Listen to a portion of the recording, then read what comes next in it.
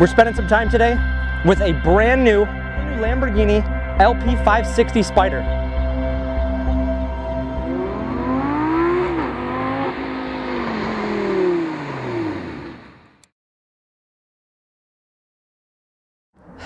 If you're an avid watcher, you've seen we've been in other Gallardos previously that we've actually enjoyed. It's one of my favorite cars, and they're shockingly easy to drive, but we have not experienced the new body, which is the LP. They call it the LP560, indicating 560 horsepower, -4, four-wheel drive. Verde Ithaca, green paint.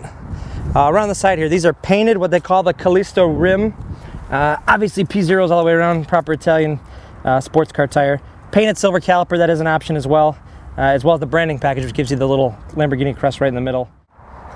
The rear end is entirely redone. They had a much larger set of tail lamps back here. They're obviously a lot smaller. These actually come up over the top, but the interior, or the inside of these lights are actually so detailed, it's pretty remarkable. Obviously venting all the way across. Beautiful chrome pipes. You've got 4 outlets there. Active exhaust system. It's pretty quiet when you're at idle, but you know, once you get into the throttle a little bit, you got a second set of valves that's going to pop open and give you all the Italian sound you need. This is an automatic spoiler. It will raise its speed, and then also a rear camera that goes right through the nav system in the front. In the boot, which you'll find at the front of the car, you do have some storage. Now granted, there's a partition in here that's removable. You do have your battery mounted up front. One cool thing I think, and most people don't notice this, it's almost worth the price of entry for me, is the stunning Automobili Lamborghini gloves, so you don't get your hands dirty. Not like you're going to be working on your car or anything. Obviously for a car this small, to have this entire power top mechanism packed in here, you know, space is the challenge. The only real downfall I really see of this car is you really can't even see the engine. Aside from taking the whole tub out for the Spyder top, you really can't see anything. But you can actually see the twin throttle bodies. That's about all you're getting there. You can see the stamped casting of the Lamborghini symbol in there, but it's a brand new car. Obviously a pretty cool setup here. There's actually a little hinge we had to pull to get the hood to pop open. So essentially this is what they call the service position, but check that out. That's carbon fiber. I think this would just blow away in a windstorm because it's so light. I don't know about that. But obviously 552 horsepower. Its badge is the 560, which I guess is an SAE rating, or the European scale. So 560 over there is 552 here for all you lawyers out there. The engine is so flexible. You got a 5.2 liter V10 now. They boarded out 2.10 for the LP model, and going to the larger displacement, you gain a little bit more low-end torque, but they added direct fuel injection, which really, above 2,000 RPMs, you know, these cars tended to have to be wound up to really get all the power. But right off the line now, it actually feels a lot faster than the original Gallardo.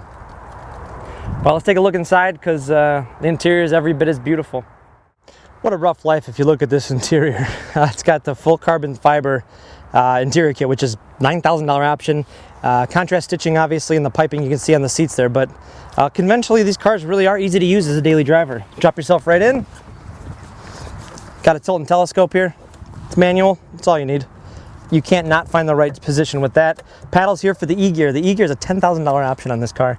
Retains a 6-speed manual transmission, but you have a robot that essentially does all the shifting for you.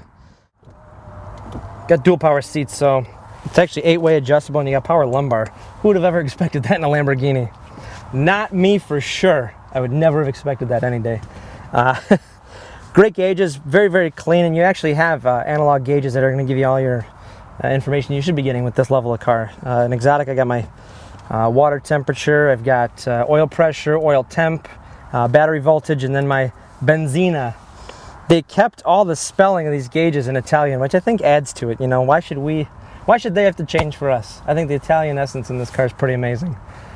Right up top here, you're going to find the navigation system. You do have a DVD navigation drive right behind here. So if I hit this button, the disc is in there. You can use that for a CD player, and you do have 2 memory card slots, which is pretty cool. So whatever medium of media you choose to put in there, so be it.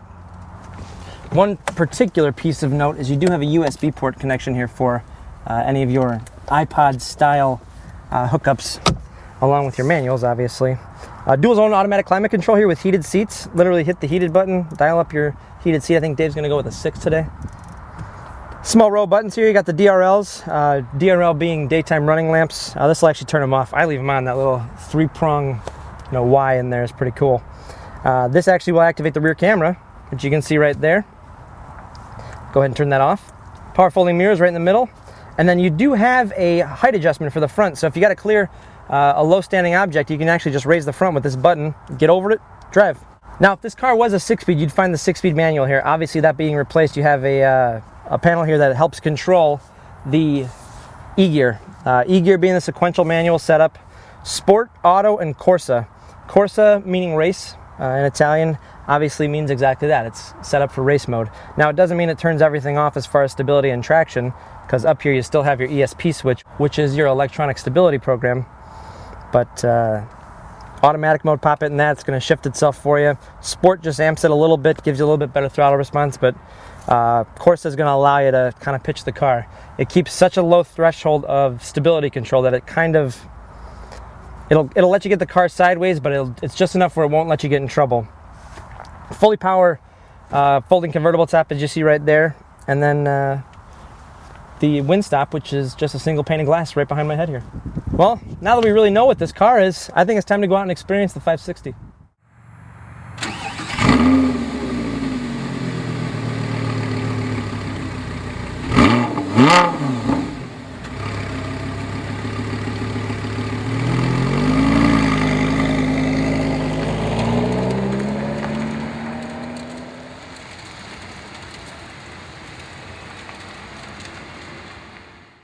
All right, forget the fact that we're in an exotic car here. I got the car in first gear. Obviously, it's a 2-pedal setup with the E-gear, but computer just takes the clutch up nice. You can hear it engage, but it's really smooth. Really, really smooth. You don't really feel the car move at all. Here, we're gonna hit a speed bump. Didn't even know we hit it. It feels as solid as the coupe with the top off. I'm not stretching the truth on that either. It really actually feels as solid.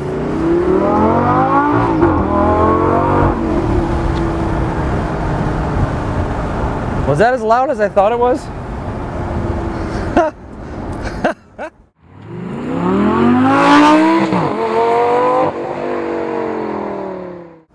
Here's what I mean by active exhaust. So the car runs pretty quietly. Now what happens in active exhaust is that you've got a set of baffles within the exhaust system. Now as soon as they choose to open is when the exhaust truly screams. So here, in first gear, let's go Corsa. Here's all 552 horsepower.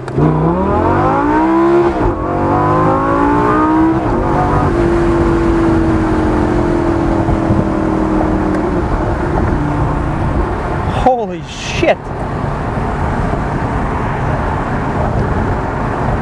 Well, you heard the exhaust, I'm sure. That's insane.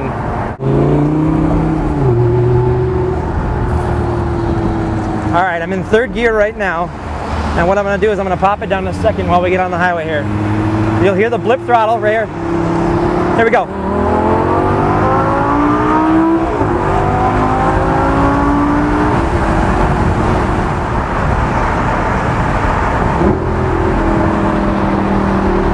I just want that audio. Here we go.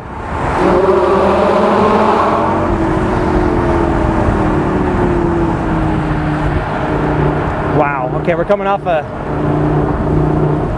You hear the throttle? Hear it? Wow, it's like a...